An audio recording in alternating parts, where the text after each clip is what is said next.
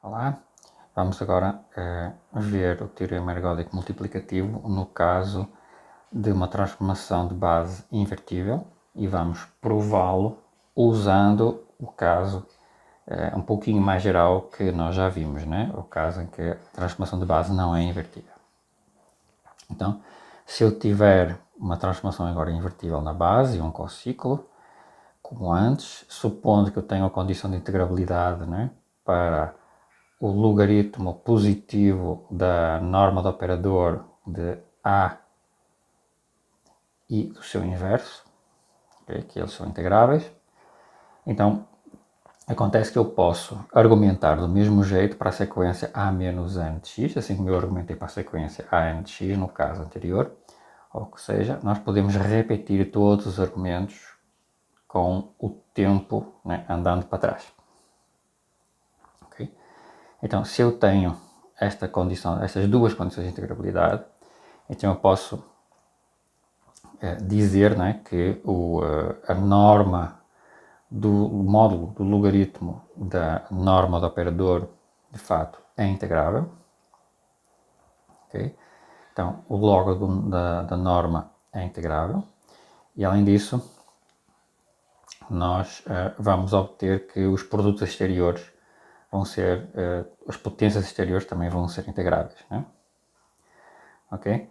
Então, nós vamos usar isto para relacionar os expoentes de Lyapunov para o futuro, quando n vai para mais infinito, e para o passado, quando n vai para menos infinito, usando a regularidade do cociclo e dos expoentes que nós vamos obter, a regularidade para o futuro e para o passado.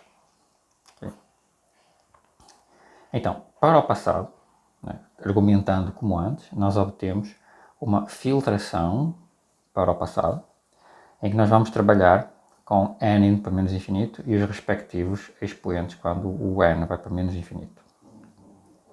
Okay? Só que nós vamos fazer uma pequena sutileza, é que a filtração, né, agora vai ser indexada de maneira invertida. Okay? Agora, o F1 menos é o espaço inteiro e o FP menos é o espaço nulo. E, portanto, agora o tamanho do subespaço, né, da filtração, ela decresce quando o índice cresce. E também os expoentes que eu vou obter para o passado vão ser indexados de maneira invertida. Okay? O primeiro vai ser o maior e o último vai ser o menor, ao contrário do que acontecia no caso dos expoentes para o futuro. Vamos obter, portanto, o mesmo tipo de propriedades para este limite. Okay? Não faz diferença, de facto, as propriedades são as mesmas. E, portanto, nós sabemos que os expoentes que nós obtivemos, os xi mais, nós obtemos para n tendendo para mais infinito, e os xi menos, quando n vai para menos infinito, eles são finitos QTP, okay? Por causa das condições de integrabilidade no log da norma do operador do cociclo, do gerador do cociclo. Okay? E nós podemos também provar, né, que da mesma forma que nós fizemos em todo aquele processo usando o argumento de Rango-Nathan e os operadores potências exteriores, né, nós vamos poder provar que de fato este lim sup é um limite MiQTP, okay? E que num conjunto de medida total nós temos a regularidade para o passado, ou seja, quando eu faço o tempo ir para menos infinito, né, e este limite, aqui deveria estar m, né, vai dar exatamente a soma dos expoentes, né, a taxa de crescimento do determinante, a taxa assintótica de crescimento exponencial do determinante, ela é dada pela soma dos expoentes de Lyapunov com as respectivas multiplicidades. Isto é exatamente o mesmo argumento. Então, vale para trás o que vale para o futuro e vamos agora interpretar.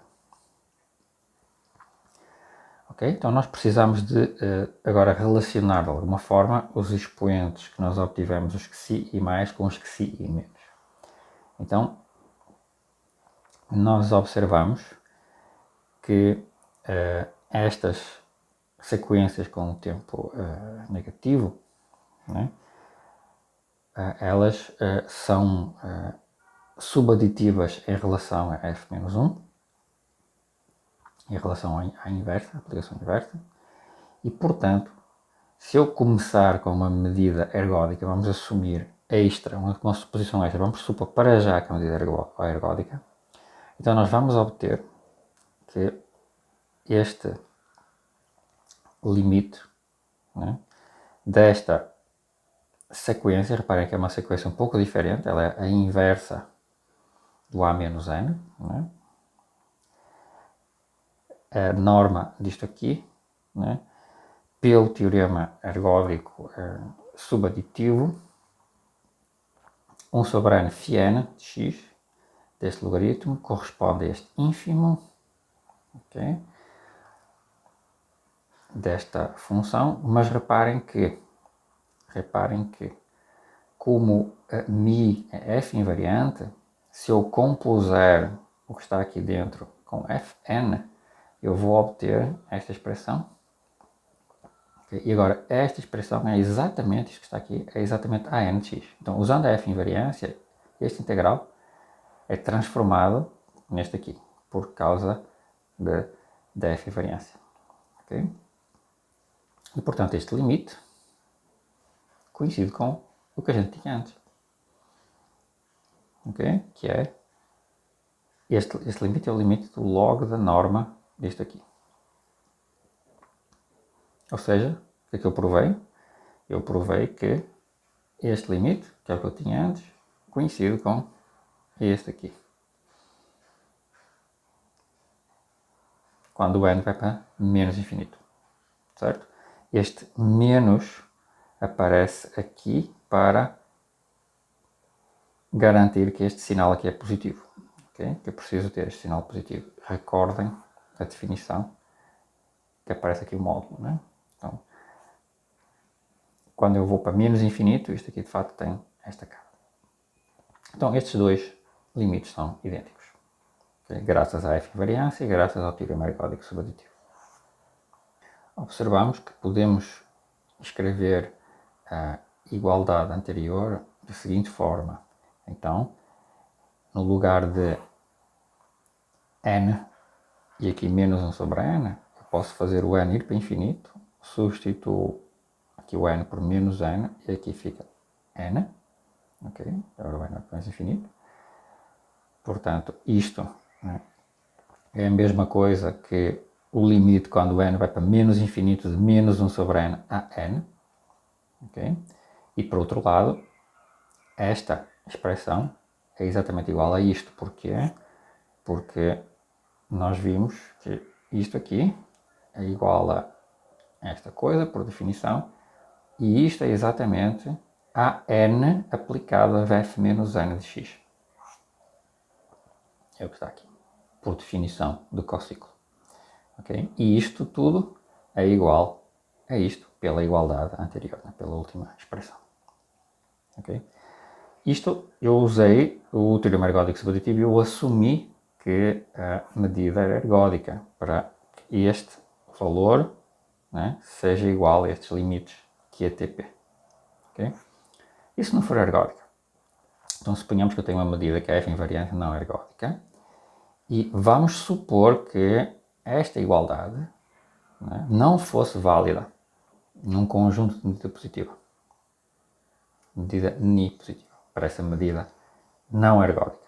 Mas então, pela decomposição ergódica, né, eu vou ter com certo conjunto de medida positiva, onde não vale a identidade, estas igualdades,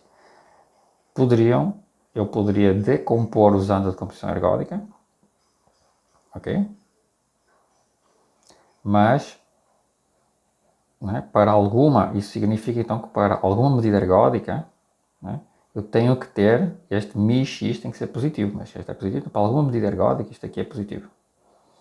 Então, para μ igual a μx, nós teríamos que esta esta medida seria positiva, onde estes limites não valem. Isso é uma contradição, porque esta mi é ergódica, né? E estas coisas valem QTP. Esta contradição mostra imediatamente que o conjunto de pontos onde isto não vale tem medida nula. Okay? E, portanto, as relações têm que valer num conjunto de probabilidade total. Okay? Observem também que estas propriedades, isto aqui é automaticamente invariante, né? Portanto, se eu substituir x por f de x, elas continuam a valer. Portanto, né? para uma medida ergódica, né? Ou tem medida 0 ou tem medida 1, e esta propriedade tem medida 1 de facto, tem probabilidade total para qualquer medida ergódica. Então, se eu tiver uma medida invariante, né? Estas propriedades continuam a ter que valer QTP, porque senão, se elas falharem no conjunto de medida positiva, então eu arrumo uma componente ergódica onde eles teriam medida positiva, e isso é uma contradição. Okay? Portanto, as relações em cima valem num conjunto de probabilidade total, né? Medida 1 para toda a probabilidade invariante. Vamos agora tratar das igualdades dos expoentes, né? Para trás e para a frente. Então, os expoentes positivos, os expoentes para a frente, né? Para o futuro, vão ser denotados deste jeito, como eu fiz nos vídeos anteriores. Então, o xi'1, etc., xi', são todos os expoentes de Lyapunov, mas repetidos com multiplicidade. E eu vou usar a notação xi'1, etc., xi', para os expoentes de Lyapunov para o passado, no mesmo ponto, também repetidos com multiplicidade. Okay? Vamos supor que quer x, o ponto x que eu estou tomando são pontos onde está tudo bem definido, né? É um ponto de um conjunto de medida total onde valem os expoentes para o passado e para o futuro, existem os limites.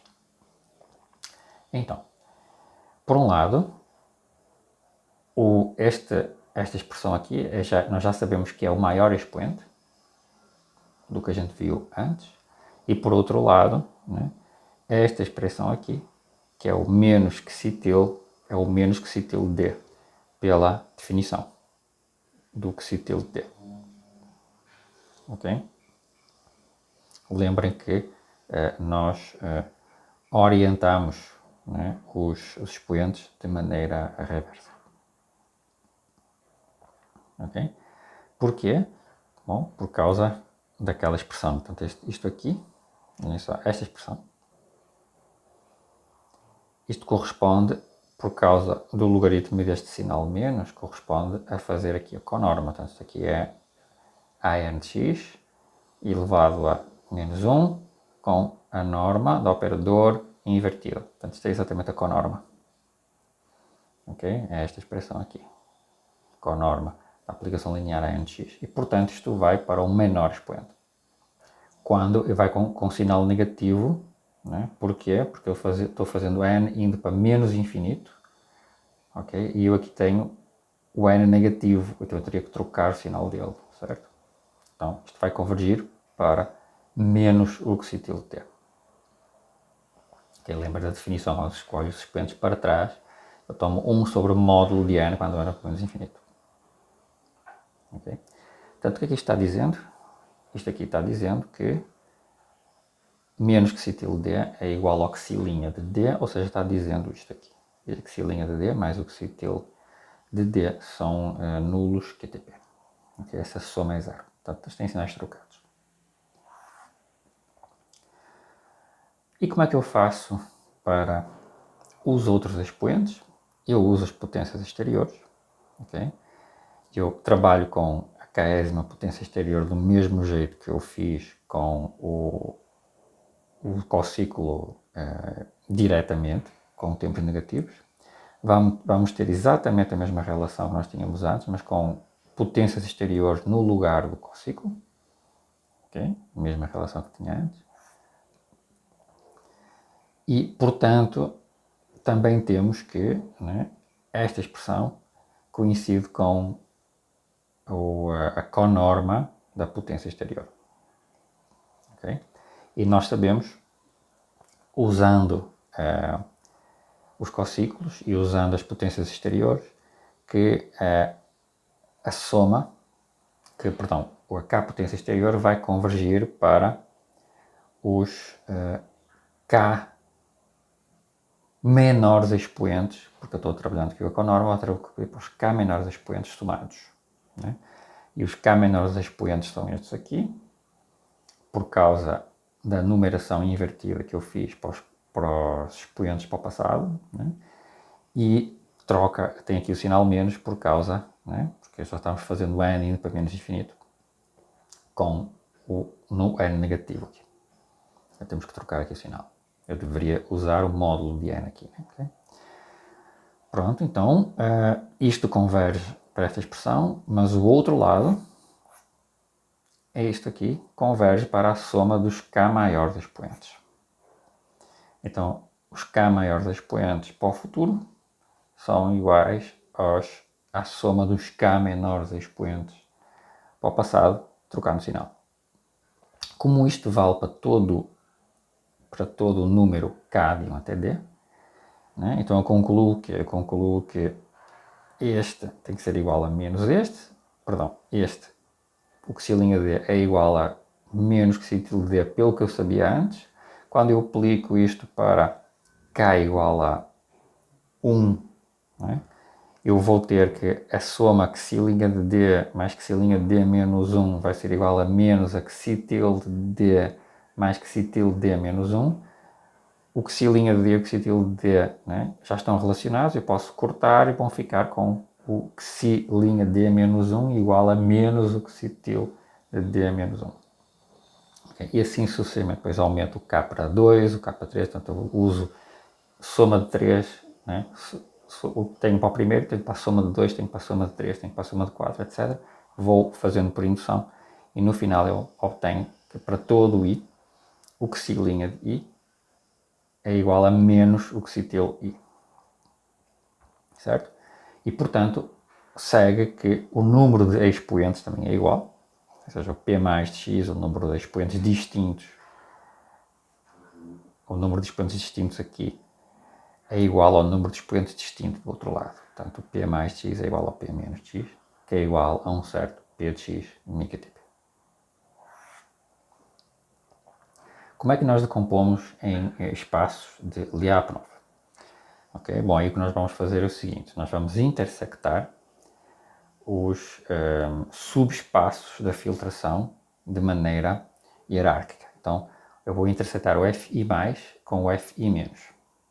Okay? E nós vamos obter que esta interseção, que eu vou chamar HI de x, vamos obter que ela é uma soma direta, é uma decomposição em soma direta do RD. Okay? E que os expoentes, né, são o que a gente está esperando, pelo que a gente viu atrás, ou seja, o que si e mais é exatamente o menos que si menos correspondente, né, no mesmo vetor. Okay? E depois nós vamos usar o lema da convergência uniforme, okay, para provar que os expoentes de Lyapunov dentro deste HI também convergem uniformemente. Aí depois a gente estende o resultado de convergência uniforme dentro destes espaços. Okay? Então, para provar, que nós vamos ter que provar a soma direta. Né?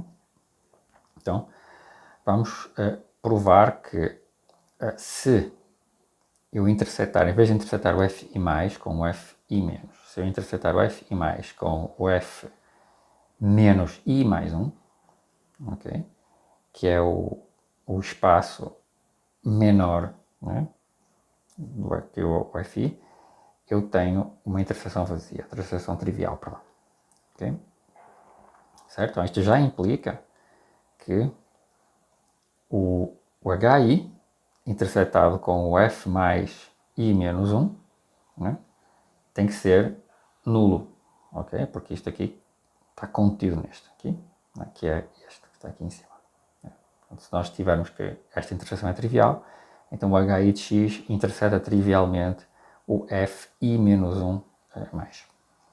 E daí segue que se eu tiver um vetor em HI de x, um vetor não nulo, né, segue que o expoente positivo tem que ser que si i mais. Né? Porquê? Porque eu estou num espaço que está contido no Fi+, okay? E não está contido no Fi-. Okay? Está no Fi+, e não está no Fi-. Portanto, o expoente de Lyapunov nessa direção tem que ser que Xi+.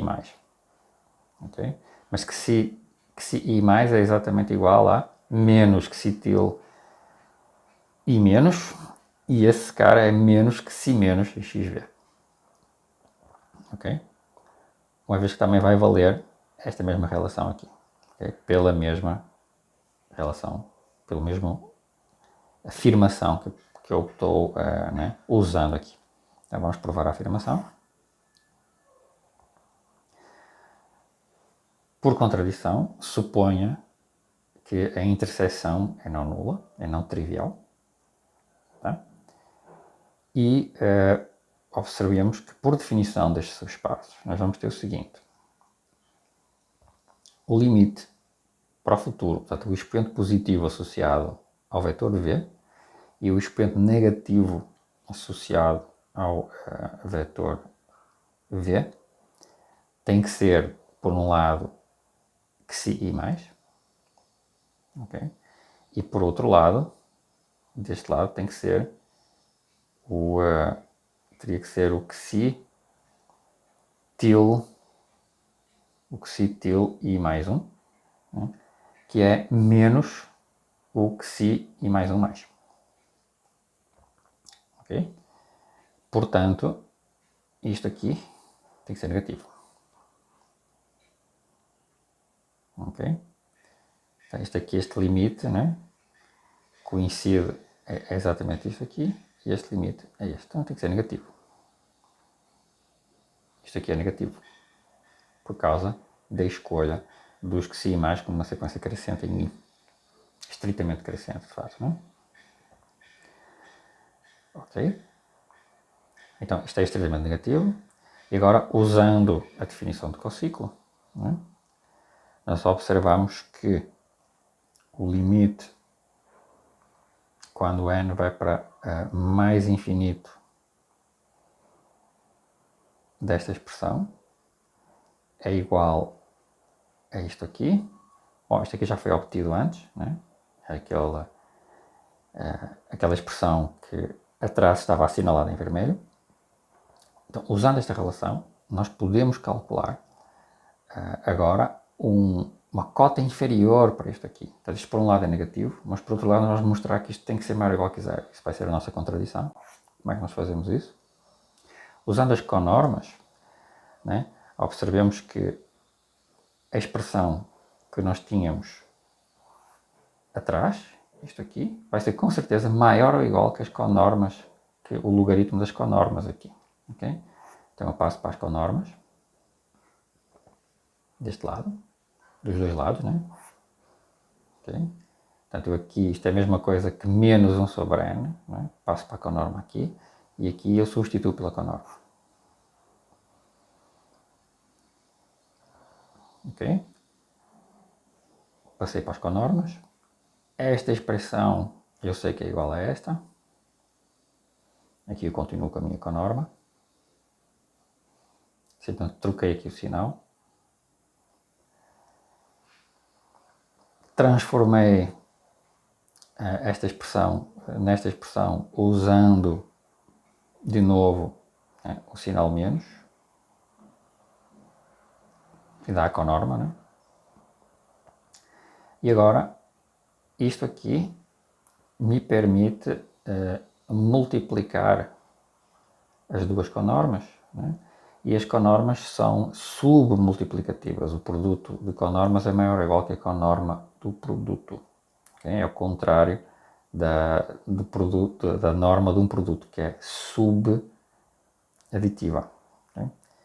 Que é submultiplicativa. Então aqui de fato é supermultiplicativa. Então isto vai ficar esta expressão, né? Isto aqui é a identidade. Portanto, isso aqui é zero. Mas isto é uma cota inferior para o limite anterior, que era estritamente negativo. Absurdo, né? Portanto, não pode existir um vetor não nulo na interseção. Okay? Bom, a partir de agora, nós já sabemos que estes HIs eles não se intersectam, a não ser num vetor nulo, e para provar que eles estão em soma direta, tenho que provar esta igualdade. Isso vai ser feito com um argumento dimensional. Okay? Então, nós vamos ter que o HI com o HJ está contido nesta interseção FI mais com FJ menos, que por sua vez está contida nesta, que é trivial, portanto o HI não intersecta o HJ. Eles são invariantes, uma vez que os FIs mais ou menos são todos invariantes. E finalmente, vamos mostrar que esta soma direta, tem a mesma dimensão que o RD, portanto são idênticos. Como, uma vez que esta soma é um subespaço da RD. Bom, a dimensão do HI, sendo o HI uma interseção, a dimensão de uma interseção de subespaços é igual à soma das dimensões de cada subespaço da interseção menos a dimensão da soma dos subespaços. Esta é uma fórmula geral da álgebra linear. Então, eu sei calcular tudo isto. Bom, isto aqui, com certeza, é menor ou igual que a dimensão do espaço inteiro. Okay? Portanto, isto aqui é maior ou igual que menos d. Mas quem são os FI mais e os FI menos? Né? Ora, o FI mais tem dimensão K1 mais, etc., mais o KI de X, por definição destas multiplicidades. Né? E o FI menos tem a dimensão contrária, né? A dimensão do resto. E ao subtrair aqui o D, o que é que vai acontecer? O D é a soma de todos os Ks. Né? Então, vai cancelar exatamente a soma dos Ks e vai somar os únicos Ks, vai sobrar o único K que está duplicado, que são estes aqui. Então fica com KI de X. O resultado é que a dimensão da H é o KI e, portanto, a dimensão da soma direta é maior ou igual que a soma dos KIs, que é exatamente a dimensão completa do espaço. E, portanto, uma vez que a soma dos HIs é um subespaço do RD, conclui a prova de que a soma dos HIs é uma soma direta igual ao RD. Portanto, o RD está decomposto em soma direta com os HIs, onde nós temos os expoentes de Lyapunov bem definidos para o passado e para o futuro. Okay? E vale a invariância também. Certo? Então, obtivemos já o teorema da Saladez no caso invertível. E agora nós podemos obter a convergência uniforme em cada subespaço. Né? Simplesmente fazendo o quê? Portanto, esta é a mesma enunciado, convergência uniforme, só agora vale para o passado e para o futuro. E porquê é que isto vale? Né? Porque é que temos sempre o mesmo valor, mesmo que eu tome o sup ou o inf, é a mesma prova de antes, a mesma decomposição. Ok? É a mesma decomposição, é a mesma prova, né? Eu decomponho, eu realizo os máximos e os mínimos das taxas de contração em cada iterado por um certo vetor, que depois eu decomponho numa base, né? E observo que a convergência tem que ser igual, né, à convergência, tem que ser igual ao mesmo expoente, a taxa de convergência. Okay? Então é a mesma prova e nós obtemos a convergência uniforme dos expoentes dentro de cada espaço de Lyapunov. Em seguida, falaremos do mesmo teorema, o teorema das Saladez, mas agora para fluxos. Okay? Então, a mesma prova pode ser adaptada para fluxos.